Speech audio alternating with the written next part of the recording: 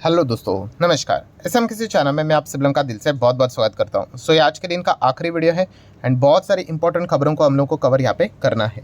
तो चलिए स्टार्ट करेंगे। सबसे पहले तो हमारे फॉर्मेलिटी के साथ कैसा चल रहा है अमेरिकन बाजार। तो अमेरिकन बाजार कल के दिन अच्छा किया था, आज के दिन भी आप देख सकते हो 270 पॉइंट की तेज़ी फिलहाल तो हम लोग को देखने को यहाँ पे मिल रही है। सिमिलर वे नेस्डेक की भी अगर हम लोग बात करेंगे, नेस्डेक काफ़ी पावरफुल परफॉर्मेंस यहाँ पे दिखा रहा है टेक्नोलॉजी स्टॉक्स के चलते। 1.71% की तेज़ी हम लोग को देखने को यहाँ पे मिल रही है। और अगर हम हमारे एडीआर्स की बात करें तो कैसा चल रहा है इन्फोसिस का एडीआर, तो 0.5% से ज़्यादा डाउन। विप्रो न्यूट्रल ही है, मतलब जहाँ से स्टार्ट हुआ था वहीं पे चल रहा है। एचडीएफसी बैंक का एडीआर भी कुछ खास कर नहीं रहा है। आईसीआईसी बैंक का एडीआर की बात करें 0.5% ऊपर एंड डॉक्टर रेड्डीज एडीआर की बात करें तो लगभग 0.5% हम लोग को डाउन नज़र यहाँ पे आ रहा है। ठीक है, नेक्स्ट अगर हम लोग बात करेंगे दोस्तों easy trip planner. Easy trip planner की बात करें, कंपनी ने शानदार परफॉर्मेंस दिखाया। क्या अभी भी इन्होंने चार्ट पैटर्न को वैसा ही रखा है? तो यस, अभी भी चार्ट पैटर्न वैसा है। ऐसा लगेगा कि ये क्रैश हो गया करके, ऐसा कुछ भी नहीं है दोस्तों।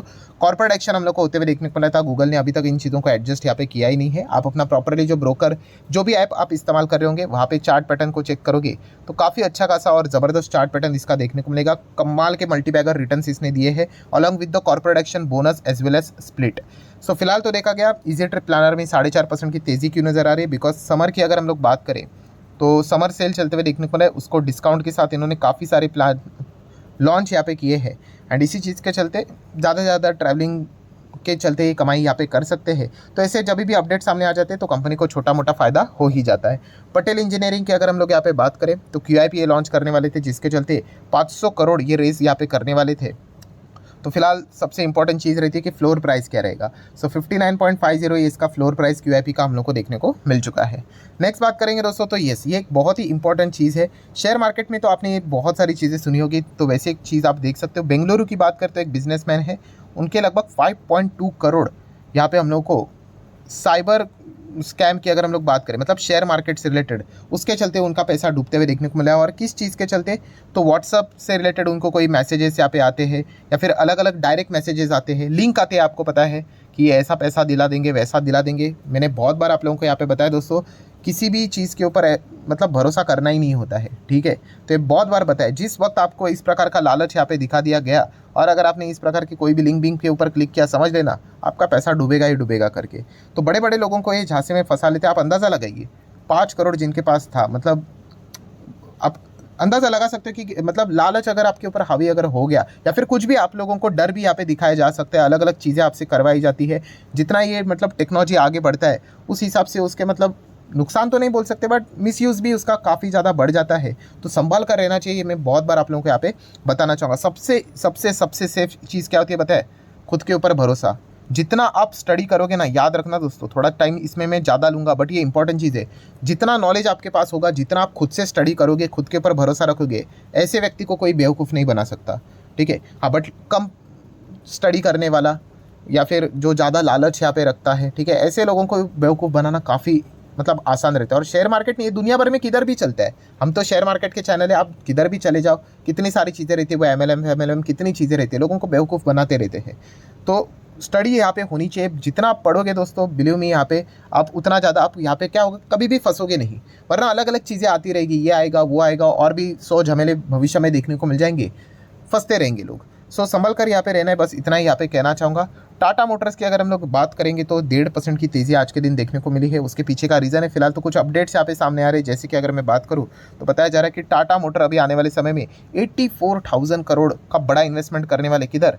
जैगवार लैंड रोवर की बात करें हमारे इंडिया में, यस, सेटअप करने से रिलेटेड प्लानिंग यहाँ पे बताई जा रही। 5,000 जॉब्स हम लोग को क्रिएट होते हुए देखने को यहाँ पे मिल सकते हैं। ये अनुमान फिलहाल तो यहाँ पे बताया जा रहा है। देख लेते हैं एग्जैक्टली कितना, मतलब $1 बिलियन के आसपास का इन्वेस्टमेंट का प्लान यहाँ पे किया जा रहा है। नेक्स्ट बात करेंगे वोडाफोन आइडिया से रिलेटेड, तो खबर हम लोगों ने ऑलरेडी देख ली है। यहाँ पे अच्छा रिस्पॉन्स भी FPO को देखने को मिल चुका है, बट इस चीज़ के चलते इंडस टावर बहुत खुश होते हुए देखने को मिल रहा है। ऐसा क्यों? तो सबसे पहले एक्चुअल रीज़न है इसके पीछे का कि CLSA ने इंडस टावर को क्या किया, यहाँ पे अपग्रेड कर दिया है। अपग्रेड करने का पीछे का रीज़न इंडस टावर का परफॉर्मेंस नहीं है, बल्कि हम यहाँ पे कह सकते हैं वोडाफोन आइडिया का FPO है। मतलब वोडाफोन आइडिया अगर जीवित हो जाता है, वापस नॉर्मल काम कर लेता है, तो कितने सारे ऐसे कंपनीज है जिनका पैसा वोडाफोन आइडिया ने अटका के रखा हुआ है। अब उनकी लाइबिलिटी साइड चेक कर लेना, सबसे बड़ा तो झटका तो गवर्नमेंट को ही देके रखा हुआ है। सो इंडस टावर भी उसी में से आ जाता है कि भाई अगर आप जिंदा हो गए तो हमारा भी पैसा यहाँ पे मिल जाएगा, हमें भी बिजनेस मिल जाएगा। तो इस प्रकार की चीज़ें हम लोग को फिलहाल तो देखने को मिल रही है। तो इन स्टॉक्स में भी छोटी मोटी तेज़ी यहाँ पे आते हुए देखने को मिल जाती है। देन पेनी स्टॉक की बात करें, विकास लाइफ केयर, तो कल के दिन हम लोगों ने खबर देखी थी 50 करोड़ का ऑर्डर इनको मिलते हुए देखने को मिल चुका है। तो पेनी स्टॉक है, छोटा मोटा यहाँ पे तेज़ी इस चीज़ के चलते बन जाता है। ठीक है, अगेन कहना चाहूँगा इन स्टॉक्स को एकदम ज़्यादा महत्व देना नहीं होता है। स्क्रैप टाइप के स्टॉक्स हम लोग हमेशा यहाँ पे कहते हैं, उस हिसाब से इनको यहाँ पे देखना होता है। वैसे तो आप चाहो तो आप अपने हिसाब से जितना चाहो लगा सकते हो, बट मैंने बताने का आप लोगों को नॉर्मल काम यहाँ पे कर दिया है। हाँ, नेक्स्ट बात करेंगे Aster DM health care limited. So इससे रिलेटेड बीच में मैंने वीडियो भी बनाया था। ठीक है, स्पेशल डिविडेंड इन्होंने अनाउंस किया था 118 रुपये का। अभी आज आप देख सकते हैं 22% की गिरावट। अभी जो बिगनर होते हैं दोस्तों वो तो कमेंट करते ही है, तो मुझे इसीलिए इस प्रकार के टॉपिक को कवर करना पड़ता है। सो जो लोग यहाँ पे इस चीज़ को लेकर पैनिक हो रहे हैं कि सर ये 22% क्रैश हो गया, हम बर्बाद हो गए, तो मैं एकदम इजीली कह सकता हूँ कि आपने अभी अभी शेयर मार्केट में कदम रखा है, आपने जस्ट शुरुआत की, आप काफ़ी बिगिनर हो। इसमें कोई शर्म की बात नहीं भाई, हर किसी ने शुरुआत की है। मुझे कैसे पता चला? ये बेसिक लेवल की चीज़ें हैं। देखिए, ये जो 118 रुपये का डिविडेंड उन्होंने अनाउंस किया था, ये 118 रुपये क्या करते हैं, जो शेयर प्राइस होता है उसी से कट करके देते थे। ठीक है, अगर कोई कंपनी मान लीजिए 1000 रुपये पे चल रही है, शेयर प्राइस है उसका 1000 रुपया, और वो कंपनी कहती है, ऐसे बोलता हूँ कि 400 रुपये का डिविडेंड कह रही है, तो 400 रुपये का डिविडेंड मतलब कंपनी अलग से नहीं देगी और शेयर प्राइस 1000 का नहीं रहेगा। वो अल्टीमेटली क्या होगा, 1000 माइनस 400, तो शेयर कितने पे आ जाएगा, 600 रुपये। तो इस एक्टिविटी को बोला जाता है एक्स डिविडेंड। अगर आप चेक भी करोगे तो आपको ऐसे मिलेगा, देखिए कि कंपनी का नाम आगे लिखा हुआ रहेगा एक्स डिविडेंड करके, एक्स डिविडेंड। सो एक्स डिविडेंड, या फिर अगर आप बीएससी के साइड पे चले जाओ, बीएससी की साइड पे जाओगे, एस्टर डीएम हेल्थ केयर, ये देखो 399 यहाँ पे लिखा हुआ है। ठीक है, नीचे नीचे नीचे चले जाओगे तो आपको क्या मिलेगा, कॉर्पोरेट एक्शन करके, उसके ऊपर क्लिक करो तो कॉर्पोरेट एक्शन में क्या लिखा है, स्पेशल डिविडेंड 118, डेट देखिए यहाँ पे लिखा हुआ रहेगा एक्स डिविडेंड, आज ही की है कि नहीं, 23। सो क्या हो जाता है, उस दिन पे उसमें से उतना अमाउंट यहाँ पे क्या किया जाता है, माइनस किया जाता है।